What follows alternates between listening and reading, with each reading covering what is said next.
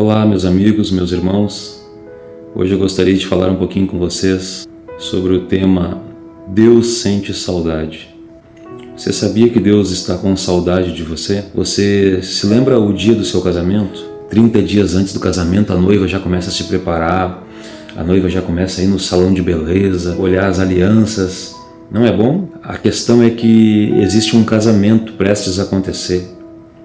A Bíblia relata que existe um casamento que será o casamento da história. A Bíblia ela considera a Igreja de Cristo como uma noiva que está se preparando para um noivo. E muito em breve, segundo as Escrituras Sagradas, vai acontecer esse casamento. E é tão triste que justamente na geração que vai se encontrar com o Senhor Jesus Cristo é uma geração que não está preparada ou pouco se importando com esse casamento. É uma geração que não se preocupa em experimentar o vestido, ou não se preocupa tão pouco com a cor do vestido. Veja que contraste. A geração que vai ver o Senhor Jesus Cristo, a geração que espera, ou pelo menos deveria esperar a volta de Jesus, não está preparada. E é sobre isso que eu quero falar com você nesse momento. Como anda o seu amor por Deus? O que Deus significa para você? Apenas um objeto de desejos? Apenas um ser, uma entidade que você busca quando precisa de alguma coisa? Ou Deus é a grande paixão da sua vida, o grande amor da sua vida? Você para analisar isso ou não? Você para rever isso? Você para rever aonde que Deus, qual a posição que Deus ocupa no seu coração? Você conhece uma pessoa interesseira? Sabe aquelas pessoas chatas, pessoas interesseiras que te procuram só por interesse? Sabe aquela pessoa que te liga só quando precisa de dinheiro, quando precisa do teu carro emprestado? Imagina como que Deus se sente quando uma pessoa procura Ele apenas quando quer algo. Imagina quando uma pessoa se ajoelha para orar e aí talvez Deus comece a pensar, né, já vai pedir algo. Deve ser estranho, né? Qual a motivação que você tem para orar? O que te leva a ir na igreja? O que Deus é para o ser humano hoje? Porque se você analisar, o que o ser humano mais sabe fazer hoje é culpar Deus. O ser humano culpa Deus para tudo. Como se Deus fosse o culpado de todos os problemas da humanidade. O ser humano culpa Deus para todas as catástrofes, coisas que às vezes os seres humanos mesmos que fazem. Até que ponto o ser humano vai colocar a culpa em Deus? Até que ponto o ser humano vai virar as costas para Deus? Que posição Deus ocupa no seu coração? Devia ser tão maravilhoso ouvir Jesus pregar enquanto Ele estava na terra, pois Jesus é a própria palavra encarnada, e o seu sermão clássico, que foi considerado de sermão da montanha, nas suas bem-aventuranças, né? Quando ele citou, por exemplo, bem-aventurados que choram, porque serão consolados. Um dos exemplos que eu mais gosto é bem-aventurado os pobres de espírito. Jesus cita os pobres de espírito. Isso vem sido confundido por muitas igrejas. Muitas pessoas pensam que precisa ser pobre financeiramente para ser aceito por Deus, e não tem nada a ver uma coisa com a outra. Você sabe o que é ser pobre de espírito? Pobre de espírito é aquela pessoa que deseja Deus, aquela pessoa que sente a falta de Deus, sabe aquela pessoa que sente aquele desejo de sentir a presença de Deus? Você sente esse desejo? Você sente falta de Deus? Você sabe o que é pobre de espírito? É aquela pessoa que, mesmo que esteja fazendo tudo certo, ela se sente um pecador. Aquela pessoa que, mesmo que esteja fazendo tudo correto, mesmo uma pessoa que esteja mesmo uma pessoa que esteja andando na presença de Deus, ela sente falta da presença de Deus. Mesmo uma pessoa que esteja reta aos olhos de Deus, ela se sente torta. Esse é o pobre de espírito. Como Deus ama o pobre de espírito. É engraçado que em cada geração as coisas mudam. Em Apocalipse 1:8 ele diz que tem a chave da morte, o poder sobre a existência. Aí Jesus chega em Apocalipse 3:7, falando para a igreja de Filadélfia, né? Uma dispensação, uma geração de 20, 30 anos atrás. Ele diz que tem a chave de Davi. O que é a chave de Davi? Poder para reinar, falando de chaves.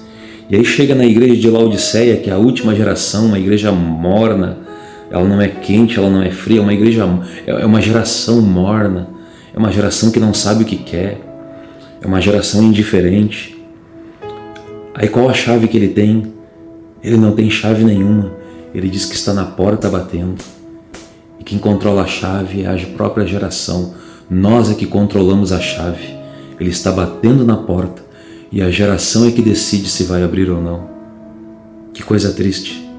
Você decide se vai abrir a porta do seu coração. Você vai abrir a porta do seu coração? Você vai deixar Jesus entrar? A geração a qual nós vivemos, pleno século 21, que eu acredito que é a geração que verá o Senhor, é uma geração que não consegue nem identificar a própria voz do Senhor Jesus Cristo, uma geração que não conhece mais o seu Deus. A Bíblia inclusive nos mostra em João, capítulo 20, quando Jesus ressuscitou Maria chegou diante do sepulcro e começou a chorar. Maria começou a chorar, achando que Jesus estava morto, ele já havia ressuscitado. E aí Jesus se apresentou para ela, Jesus se apresentou para Maria e falou para ela: mulher, por que choras?